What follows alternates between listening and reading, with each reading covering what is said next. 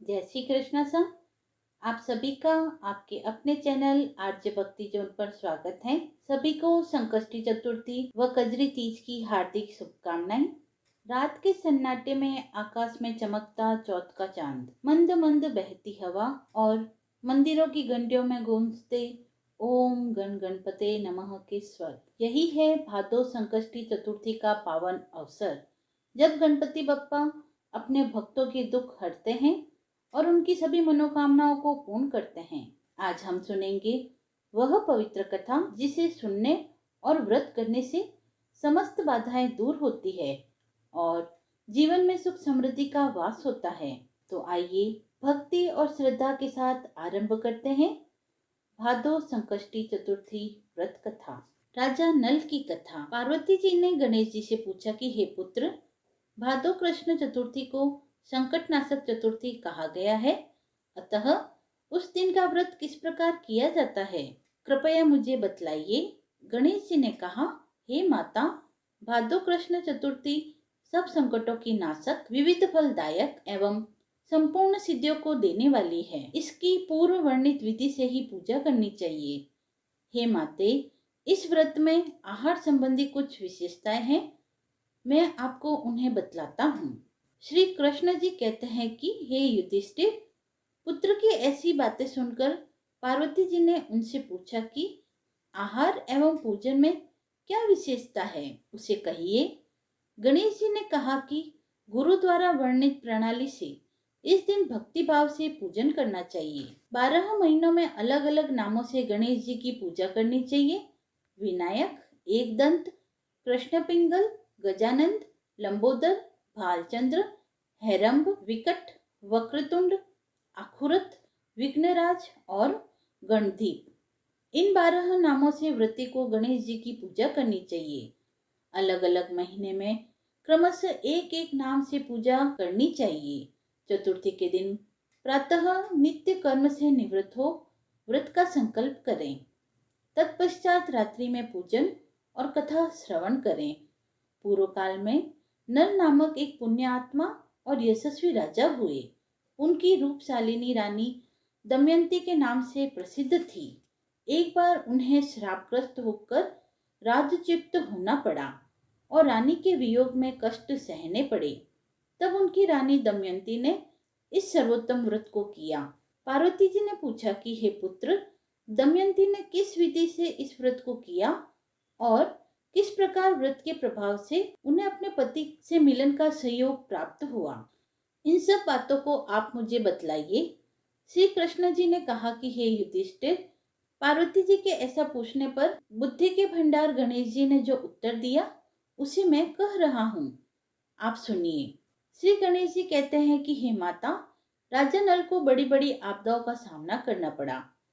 हाथी खाने से हाथी और घुड़ता से घोड़ों का अपहरण हो गया।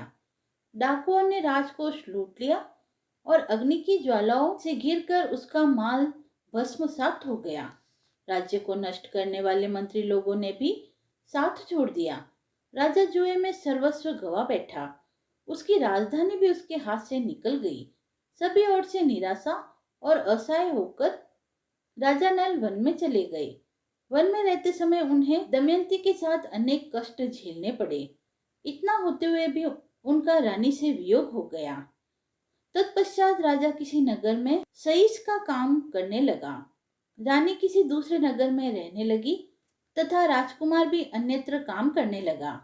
जो किसी समय राजा, रानी और राजपुत्र कहे जाते थे, वे ही अब भिक्षा मांगने लगे।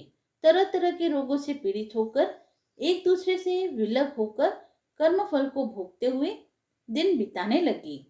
एक समय की बात है कि वन में भटकते हुए दमयंती ने महर्षि शरभंग के दर्शन किए। उसने उनके पैरों में नतमस्तक होकर हाथ जोड़कर कहा। दमयंती ने पूछा कि हे ऋषिराज, मेरा अपने पति से मिलन कब होगा? किस उपाय से मुझे हाथी घोड़ों से युक्त धनी आबादी वाली नगरी मिलेगी? मेरा भाग्य कब लौटेगा? हे मुनिवर, आप निश्चय रूप से बतलाइए।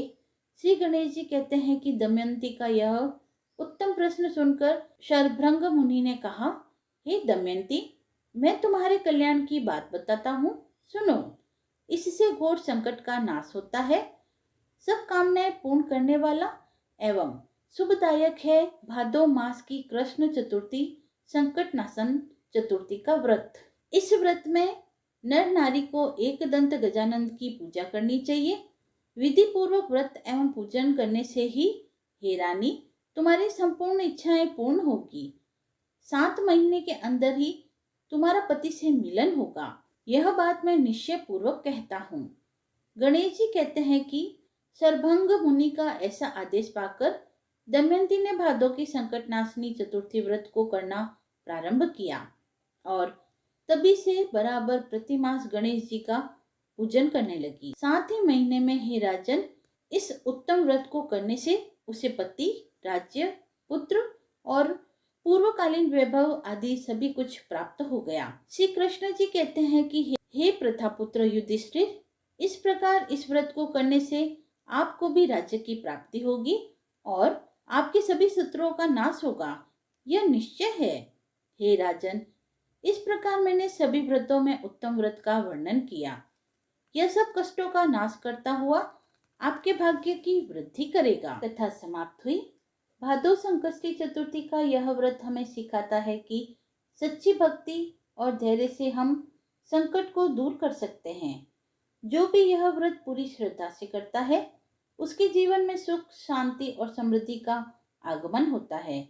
यदि आपको यह कथा पसंद आई हो तो आप वीडियो को लाइक करें, चैनल को सब्सक्राइब करें, अपने प्रियजनों तक इस कथा को अवश्य पहुंचाएं और कमेंट बॉक्स में गणपति बप्पा मोरया लिखकर अपनी आस्था को व्यक्त करें। तो अगले पर्व की व्रत कथा में फिर मिलते हैं। तब तक बप्पा का आशीर्वाद हम सब पर बना रहे। गणपति बप्पा मोरया। ऐसी ही धार्मिक कथाओं और व्रत महात्म्य को सुनने के लिए बने रहिए आरजे भक्ति जोन के साथ। धन्यवाद।